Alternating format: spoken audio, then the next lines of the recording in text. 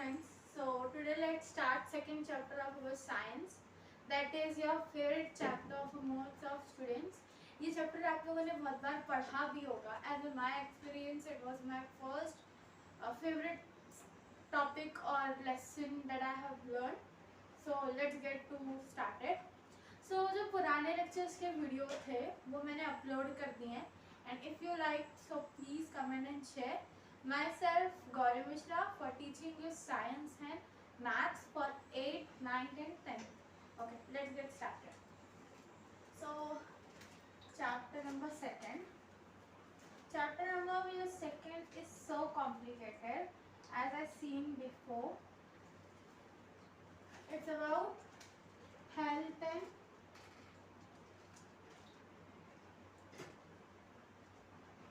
diseases. आपको पता है हेल्थ है, ऑब्वियसली डिसीजेज होंगे और डिसीजेज हैं तो ऑब्वियसली हेल्थ रिलेटेड होंगे. जैसे कि अगर कोई, जैसे मैं आपको एग्जांपल देकर समझाती हूँ. अगर आप ज़्यादा खाना खा रहे हो, किसके लिए खा रहे हो? For your mind, for your stomach, everything to fulfil your needs और अदर थिंग. यानी आप अपने कहीं ना कहीं हेल्थ के लिए कर रहे हो. सो बिकॉज ऑफ आपके खाने के वजह से या बिकॉज ऑफ अवर हेल्थ आप क्या हो जाता है, लोगों की कुछ जंक फूड खा लेते हो जिसकी वजह से आपको डिसीजेज होने लग जाते हैं जो कि क्या होते हैं हेल्थ से रिलेटेड. इसीलिए चैप्टर में आपको हेल्थ एंड डिसीज दोनों के बारे में पढ़ना है, जिसकी वजह से आप डिसीज का भी क्योर भी समझ जाओगे, प्रेजेंटेशन भी समझ जाओगे कि हाँ ये किससे होता है, एंड देन आप समझ जाओगे कैसे प्रिवेंट भी कैसे करना है. तो आगे बढ़ते हैं. हेल्थ. हेल्थ क्या है? Health a state of complete physical, mental and social well-being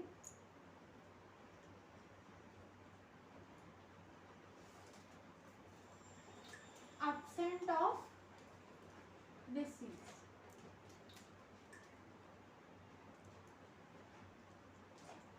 अब यहाँ क्या बोला है?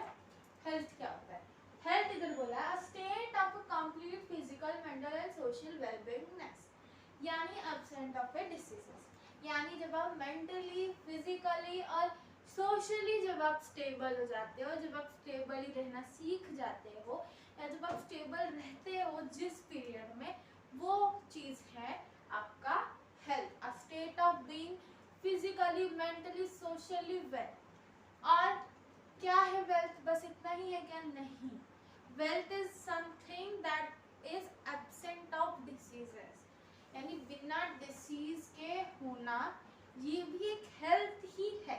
ऐसा आपके टेक्स्ट बुक के डेफिनेशन के हिसाब से. बट अगर हम सिंपल वन में बोले, वो चीज़ जिसकी वजह से हम जिंदा है, या फिर वो चीज़ जिसकी नीड हमें हमेशा है. ठीक है, तो दिस इज योर डेफिनेशन. आगे पढ़ते हैं. अभी ये क्या बोल रहा है? आपने डिसीज हेल्थ पढ़ लिया, हेल्थ का डेफिनेशन क्या होता है. अब आपको डिसीज का डेफिनेशन पढ़ना है. So what is the definition of a disease? Disease है a condition of disturbance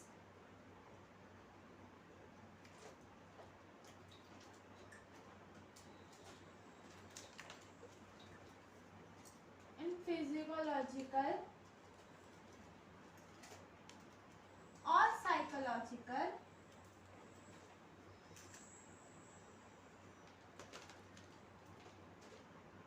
process of body. Each disease have its own symptom. अब इसका मतलब क्या है मैम? आपके दिमाग में आ रहा होगा. सो इसका मतलब है डिसीज क्या होता है? डिसीज एक ऐसी चीज है जो कि कंडीशन ऑफ डिस्टर्बेंस होता है इन साइकोलॉजिकल प्रोसेस और फिजियोलॉजिकल प्रोसेस. यानी यानी आप फिजिकली भी डिस्टर्ब हैं और आप साइकोलॉजिकली यानी मेंटली भी डिस्टर्ब रह रहे हैं, या आपका साइकोलॉजी बोलते हैं ना, ऐसी धारणा ही आपकी बन गई, ऐसे विचार ही आपके हो जा रहे हैं जो आपको डिस्टर्ब कर रहे हैं। तो वो जो प्रोसेस होता है या वो जो पीरियड होता है ना, time period, that is called the disease. और जो भी कोई डिसीज होगा उसका एक खुद का सिम्टम होगा ही। जैसे अब जैसे सर्दी का होता है तो we sneeze, that is a symptom of cold और कफ और एवरीथिंग। सो वैसे ही हर एक डिसीज है उसका खुद का सिम्टम होगा। तो यही ये डेफिनेशन भी कहना चाह रहे हैं कि condition of a disturbance in physiological और psychological process of a body, that is called the disease, and each disease has its own symptom. आगे बढ़ते हैं टाइप ऑफ डिसीज। अब बहुत सारे टाइप ऑफ डिसीज आप लोगों ने पढ़े होंगे कि एंड्रोइसम disease, cold disease, cough disease, that फिर आईसाइटेडनेस की डिजीज होती है जैसे कि कॉमन कोल्ड, अस्थमा और वेरियस जैसे लाइक डायबिटीज वगैरह वगैरह डिसीज। इन सब के बारे में आपने पढ़ा होगा, लेकिन क्या इनके सिम्टम्स पढ़े? नहीं। क्या आपने इनके टाइप पढ़े? नहीं। आपने कभी ऐसे पढ़ा ही नहीं कि क्या होता होगा उनका टाइप, क्या चीजें उनकी होती होगी, क्या कैसे वो हम करते हो। That is thing we have to learn that. सही, इसमें क्या है,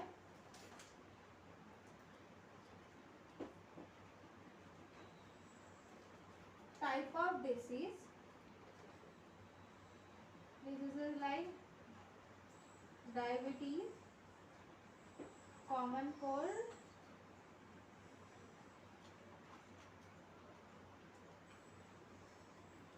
asthma, Down syndrome,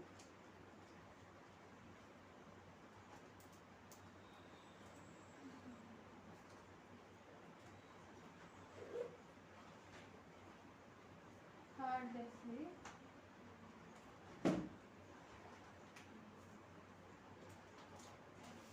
ये तो होगा टाइप ऑफ डिसीजेस, ये हो जाता है टाइप ऑफ डिसीजेस। लेकिन ये एक कुछ कॉमन डिसीजेस जिनके नाम हमने पढ़े थे, डायबिटीज है, कॉमन कोल्ड है, अस्थमा है, डाउन सिंड्रोम है, हार्ट डिसीज, बट ये सारे डिसीज अलग है। जैसे कि कॉमन कोल्ड है, दैट इज कॉमन, होता रहता है, लेकिन जो डायबिटीज है वो कुछ अदर टाइप के डिसीज हो सकते हैं। जो डाउन सिंड्रोम डिसीज है वो रेगुलर ऑकरिंग डिसीज नहीं है, वो बहुत कम रेयर केस में आपको देखने को मिलेगा।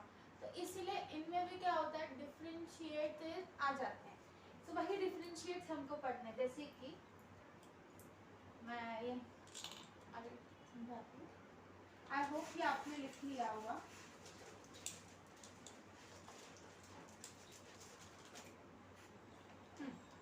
टाइप ऑफ डिसीजेस के भी अगर 2 टाइम हम पढ़ लें,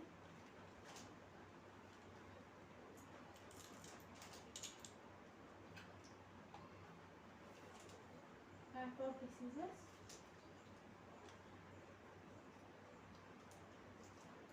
according to duration, according to reason,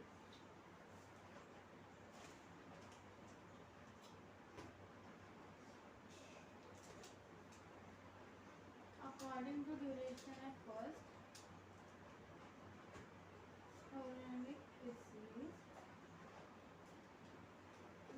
second acute disease,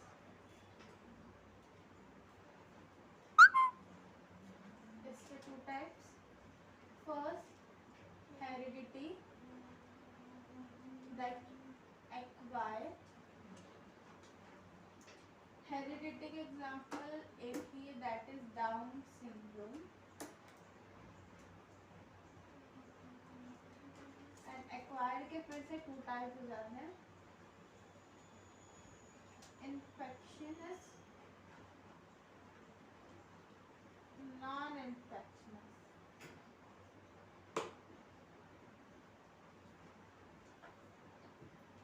infections से एग्जाम्पल हो गया कॉमन कोल्ड,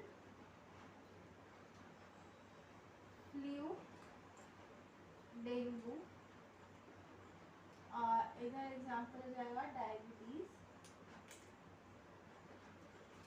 सो जो टाइप ऑफ डिसीजेज है इनके 2 टाइप होते हैं, ड्यूरेशन के हिसाब से होता है, एक रीजन के हिसाब से होता है। ड्यूरेशन वाले जो होते हैं वो ड्यूरेशन बाय ड्यूरेशन वो खत्म हो जाते हैं डिसीज।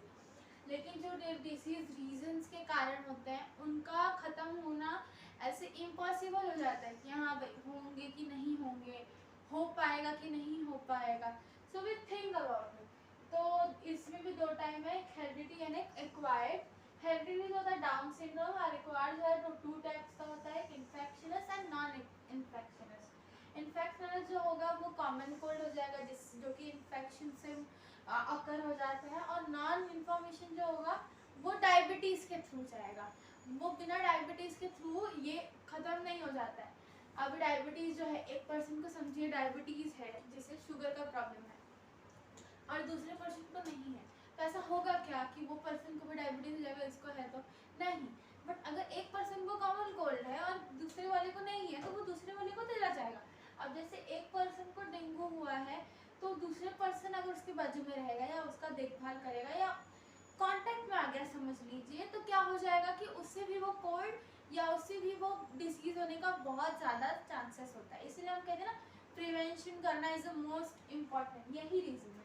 और हेरिडेटरीली मतलब जो कि ख़त्म ही नहीं होगा, आप मरते दम तक वो वैसा है कि वैसा ही रहे।